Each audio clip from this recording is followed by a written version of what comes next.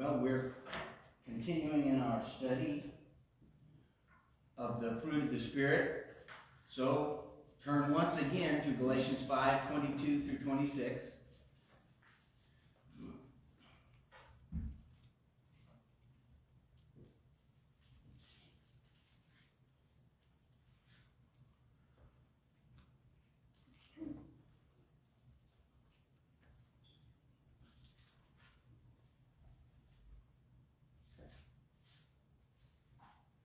But the fruit of the Spirit is love, joy, peace, patience, kindness, goodness, faithfulness, gentleness, self-control. Against such things there is no law. And those who belong to Christ Jesus have crucified the flesh with its passions and desires.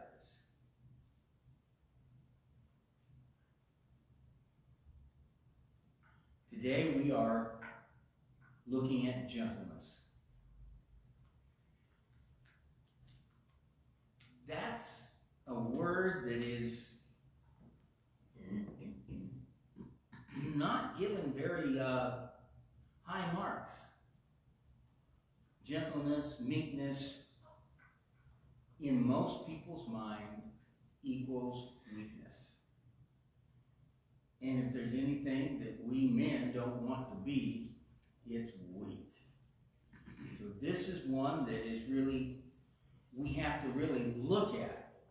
Now the thing is that in Greek, the word is preis. And that may not be the right way to pronounce it. I haven't taken Greek in 30 years, so some of my pronunciation may be wrong. But Koine Greek is a dead language, so we never even speak it anyway. So it's kind of, but it's P-R-A-E-I-S.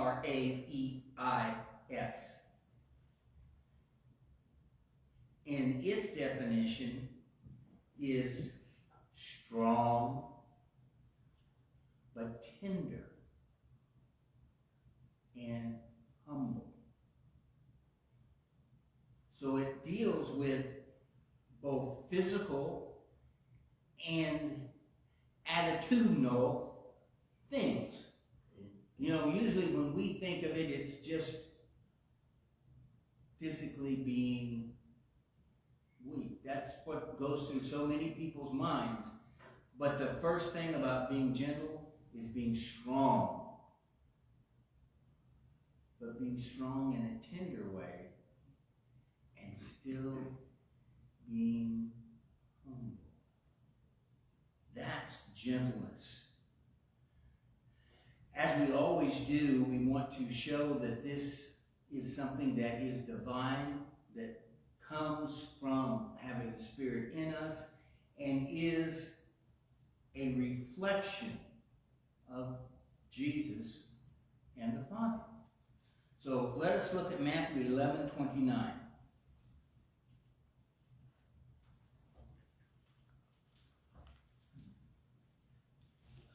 Matthew 11:29.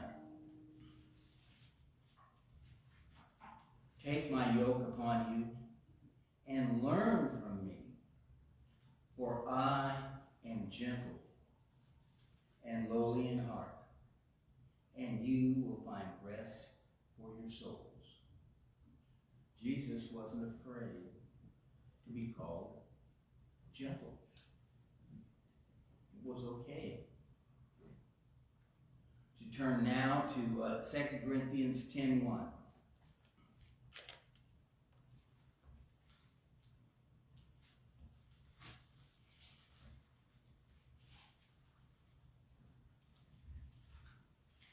I, Paul, myself entreat you by the meekness and gentleness of Christ.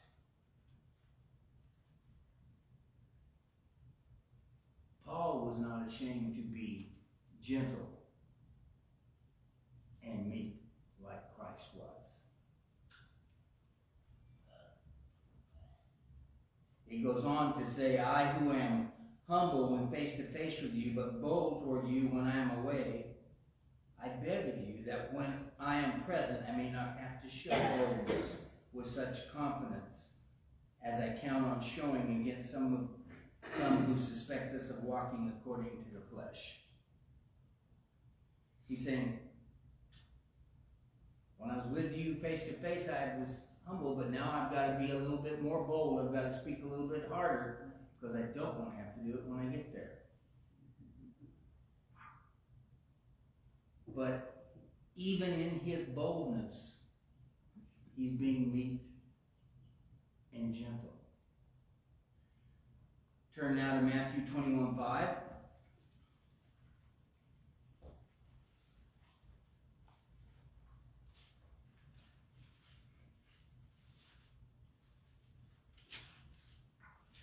Say to the daughter of Zion, behold, your king is coming to you, humble and mounted on a donkey, and on a colt, the foal of a beast of burden. The last one I'm going to read to show this is Matthew 12:20.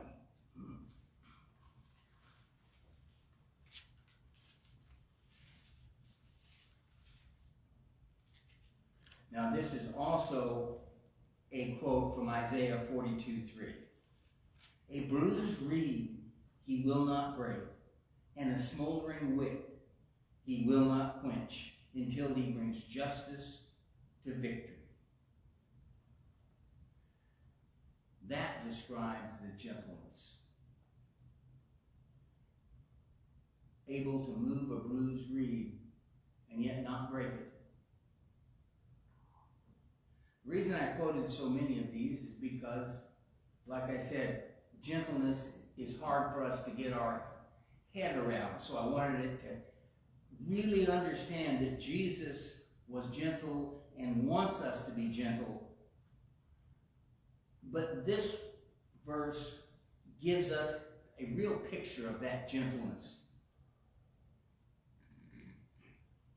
The wick's almost out. And you're traveling to another room. It's real easy to put it out.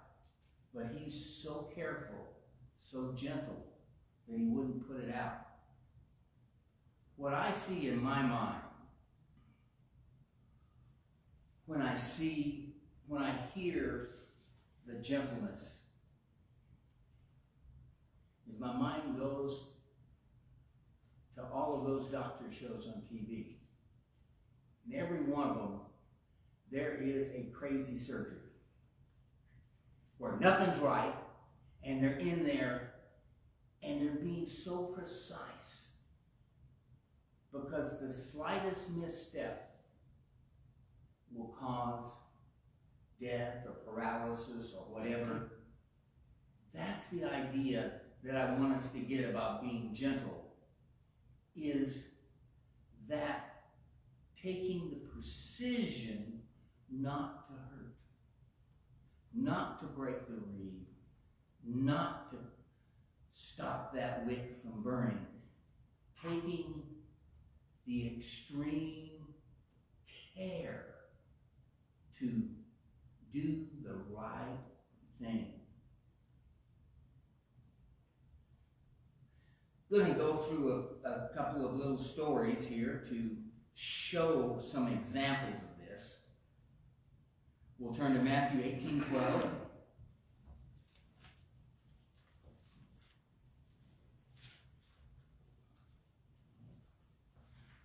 Look at Matthew's getting a real workout today. What do you think? If a man has 100 sheep and one of them has gone astray, does he not leave the 99 on the mountains and go in search of the one that went astray? And if he finds it, truly I say to you, he rejoices over it more than the 99 that never went astray. So it is not the will of my Father who is in heaven that one of these little ones should perish.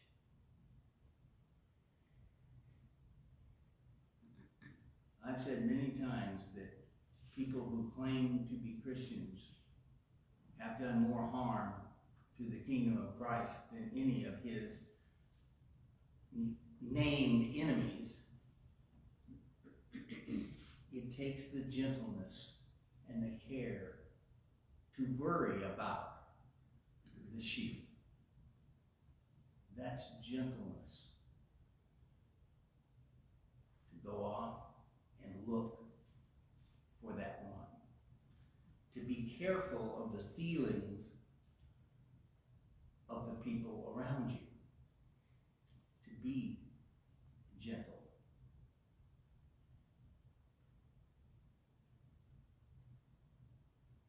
And I think we have become a ungentle society. It's so easy to be nasty on Facebook and mean that we allow that to become a part of our personality. Because you can say it on Facebook, who cares? You can say it on Twitter, you can be all those mean, nasty things, that it doesn't matter how gentle a person is. If you said things like that to somebody's face, you get punched in the nose. But it's easy to do it over Facebook. Gentleness, kindness. There's a lot of things I find funny on Facebook, and a lot of descriptions that I think are pretty close.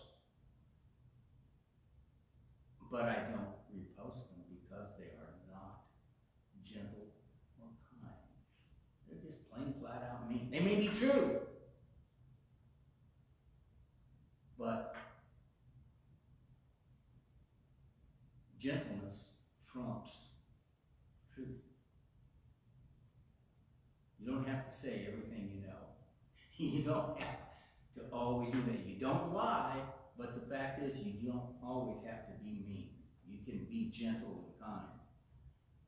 You turn to Luke, the 8th chapter, and verse 43.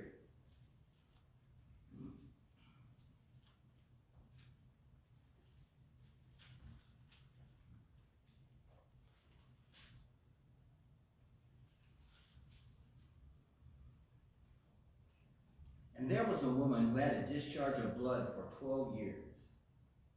And though she had spent all her living on physicians, she could not be healed by anyone. She came up behind him and touched the fringe of his garment. And immediately her discharge of blood ceased. And Jesus said, "Who was it that touched me?" When all denied it, Peter said, "Master, the crowd surround you and are pressing in on you." But Jesus said, "Someone touched me, for I perceive that power has gone out from me." And when the woman saw that she was not hidden, she came trembling and falling down before him, declared in the presence of all people why she had touched him, and how she had been immediately healed. And he said to her, "Daughter, your faith has made you well. Go in peace." I don't think I can find a better example of being gentle than that. He was so gentle with her. And you notice, it wasn't the touching that healed her. Her faith in the fact that if she could just touch him would heal her, allowed his power to go out.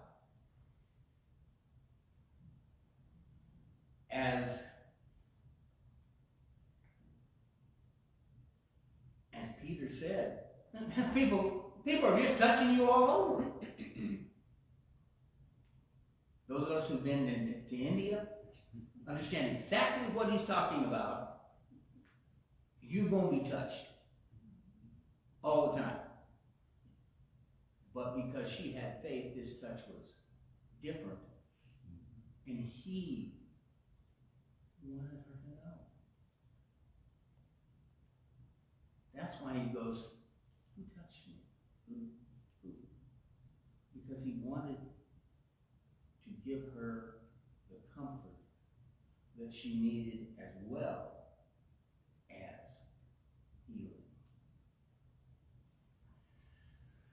Now, I know that some of you are going to say, well, hey, Jesus wasn't all that gentle. And in our minds, that's true. Turn to Matthew 21, 12 through 17.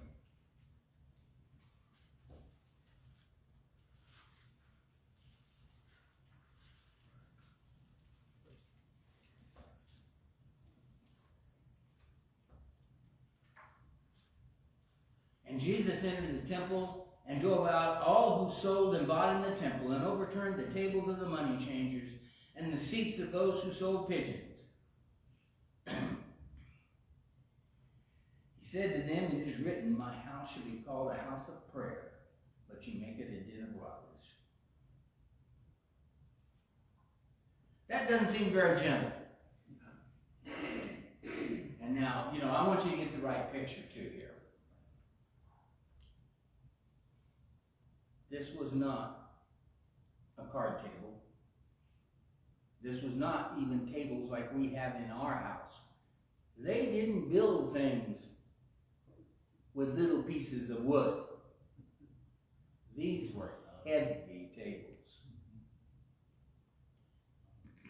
You might get an idea if I went down through here and started grabbing these pews and throwing them around.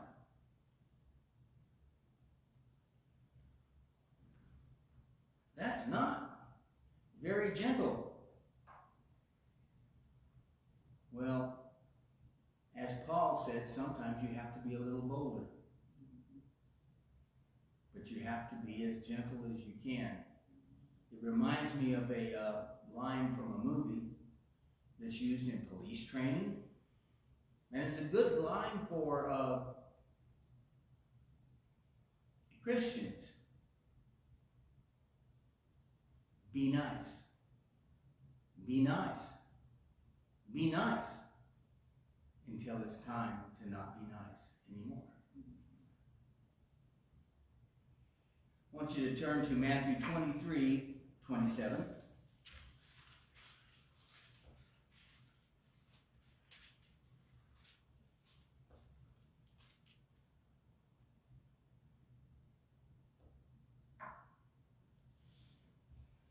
Because he wasn't always nice and gentle in his language.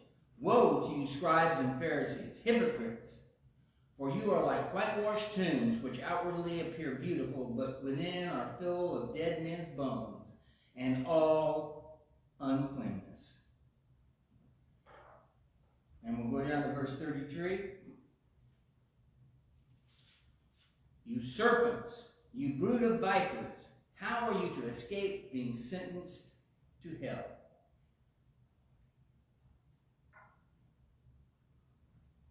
Jesus was gentle, but sometimes he took boldness. Now, the thing is Jesus had an advantage that we don't have.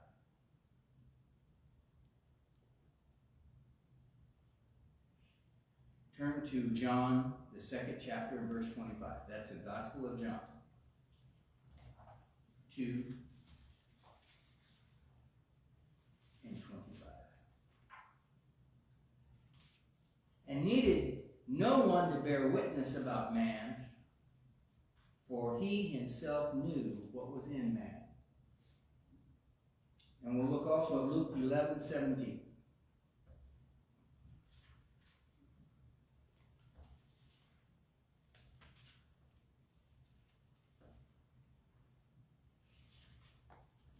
"But knowing their thoughts, said to them, every kingdom divided itself is laid waste, and a divided household falls." Jesus had an advantage that we don't have. He knew the heart of man. He knew for certain when to be bold He knew where to draw that line. People, we don't have that advantage. We do not know the hearts of people. There are some people that need gentleness and some that need boldness. But the verse that we keep reading says, against such there is no law.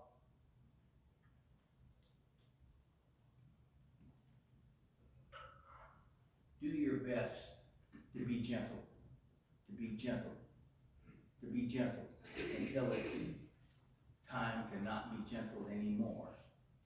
Find that line, and then step back 3 lines, because it never hurts to be over gentle.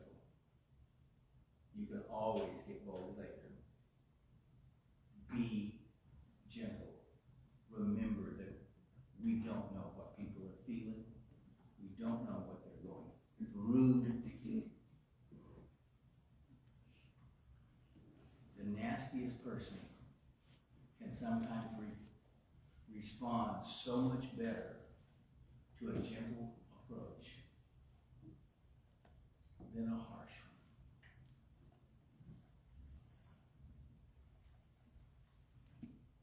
It's so hard in our world because we've been told so often to stand up for yourself, to do these things. We're in probably the most competitive society that has ever existed. But it's time for Christians to allow the Spirit to grow gentleness in us.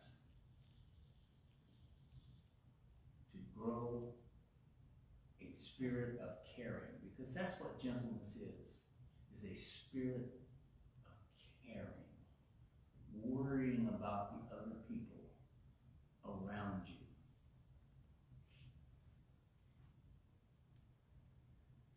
Most of us have grown up worrying about taking care of ourselves. Christianity flips that on its, flips it totally upside down. Christianity says, Les, you worry about the people around you and I'll worry about you. Les, you worry about them getting ahead, and I'll take care of you getting ahead.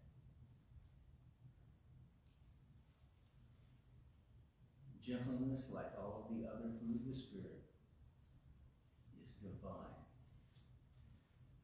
That's why we keep stressing this, is that this comes from God.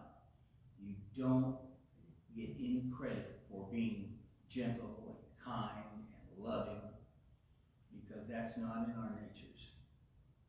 We get that when we allow God to change us. If anybody needs to answer the invitation a public way, we're always giving that opportunity, and we do. You can come forward now as we stand and as we sing.